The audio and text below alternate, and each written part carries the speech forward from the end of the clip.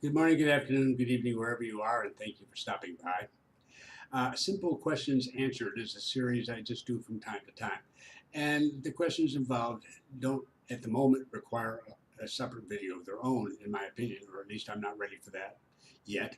Uh, but I do get queries about them, so I like to have something up there for people to see that relates to each of them. Now, one of those right now is what's happening with the Retirement Wave survey. For those of you who are new, we took a survey of the members at retirementwave.com as to what they were looking for in terms of renting or building or buying homes in Panama. For people who are really seriously interested in doing that, and overwhelming, nearly all of them living outside the country, a small group who live inside Panama who are renting and who are giving consideration to purchasing. All right, fine. Uh, that's been several weeks ago. What I don't want to do is just put together another report with percentages and so on, tables, for general conversation. That will come. But what's more important to me is that we make some progress here, that I can use this information as a first step toward trying to improve the situation for people coming down.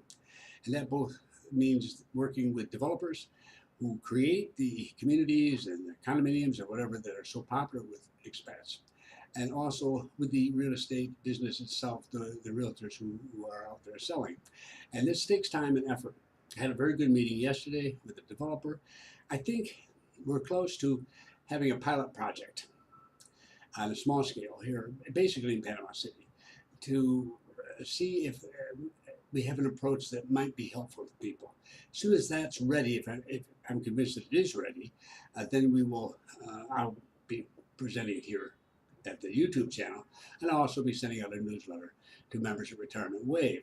Now, the new Retirement Wave website will go up when I got this one settled, because if it's going to be part of what's coming, I want it to be part of the new website. So the old, not very interesting website, it still sits up there, and people still subscribe from time to time. But it needs replacement, and I know that. It will be coming. And when any of this happens, I will certainly be giving you notice here. That's one. A second one comes up, it came up recently, related to cybercurrencies, because they're very hot topic right at the present time. And in fact, so hot that it's causing a terrific amount of commentary.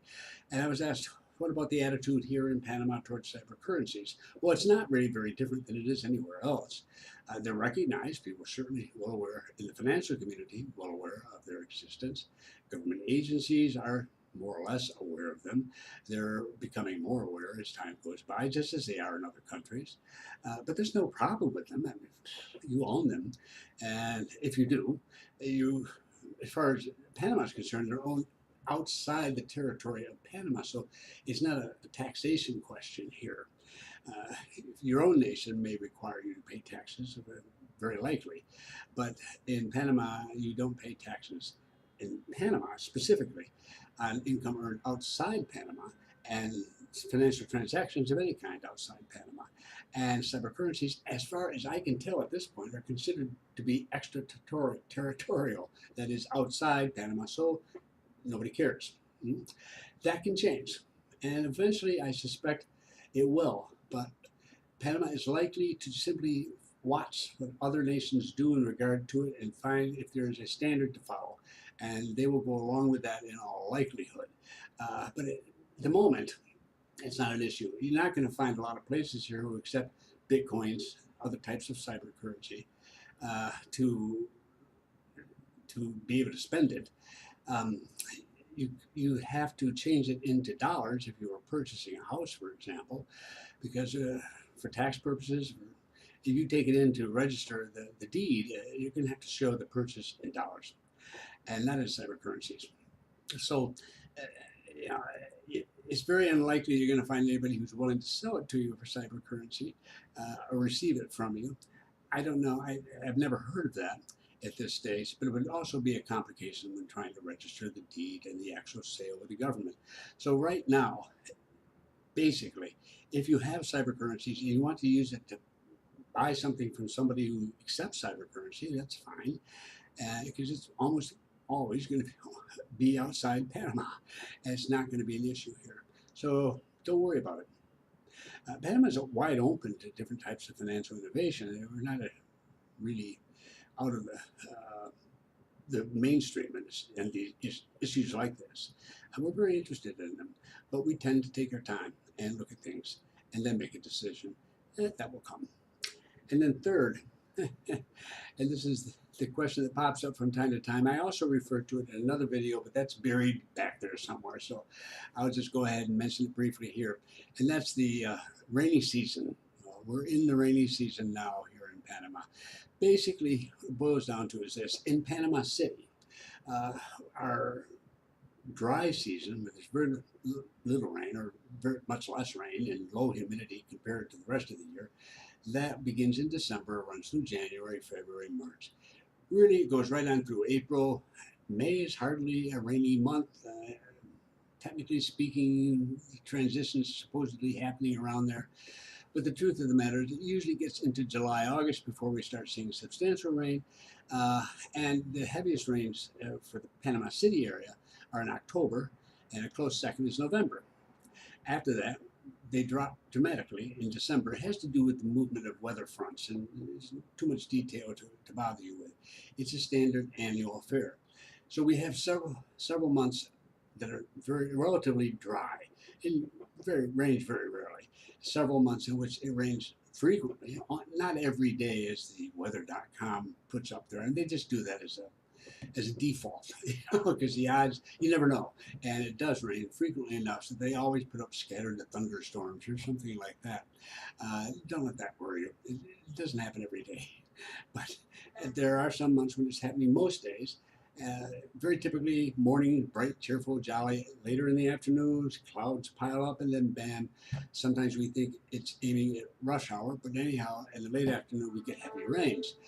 There's a variety of things. But then there are other months where we may have some rainy days sometimes, and lots of times when we don't. So it's really a mixture. But as I've said elsewhere, it's every country I've ever been to, they desperately look for seasons because they feel like they should have a season too. We don't have 4 seasons here. So what do we have to hang it on?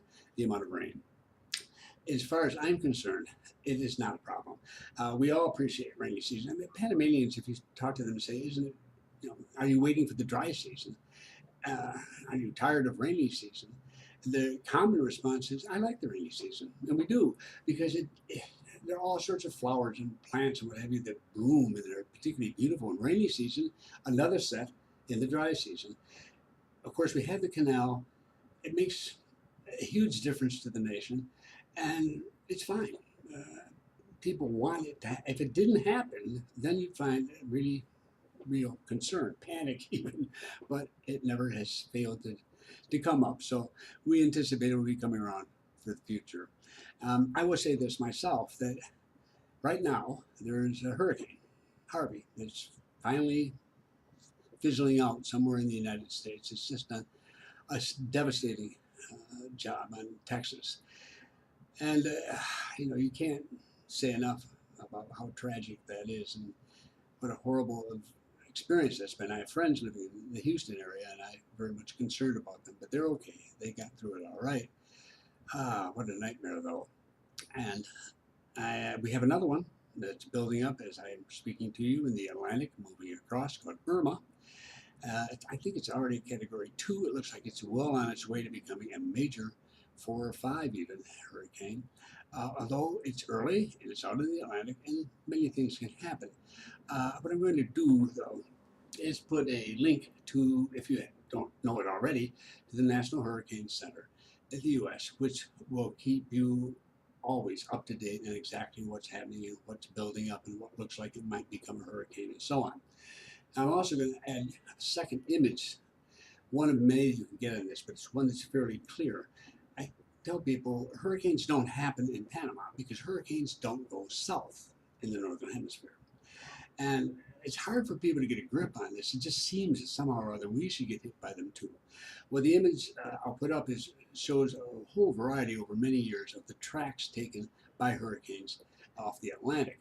And it's the best example I can find in terms of being clear. Some of them have all of the tracks for 30 or 40 years, and it's just a blur of color. But as you can clearly see here, Panama, you'll find it on the map, and you see all the tracks of the hurricanes come above it. And for a hurricane to hit Panama, it would literally have to go south, and they don't. They simply don't. It has to do with ocean currents, air currents, everything else. But it's a perfectly reasonable that they don't and never have. And certainly not whether human beings have been around here. So that will help perhaps clarify it a little bit. I also will finish up by saying that when I look at Harvey, and I remember the hurricanes I've been through, and there are quite a few of them in the United States over the years since I was born, and the typhoons that I went through in Asia in the past, that the last 13 years of rainy seasons in Panama, I would never trade them for a single hurricane or typhoon. They are no match for that. So if you tend to get really concerned about this, don't be. It isn't worth getting all upset about. And if you live in an area that gets hurricanes or typhoons, oh my. It only takes one of them to let you know just how horribly damaging they can be and how fortunate we are not to have to deal with them. All right, that sums up those three questions quickly today. I will be back soon, and I appreciate very much your stopping by today. Thanks.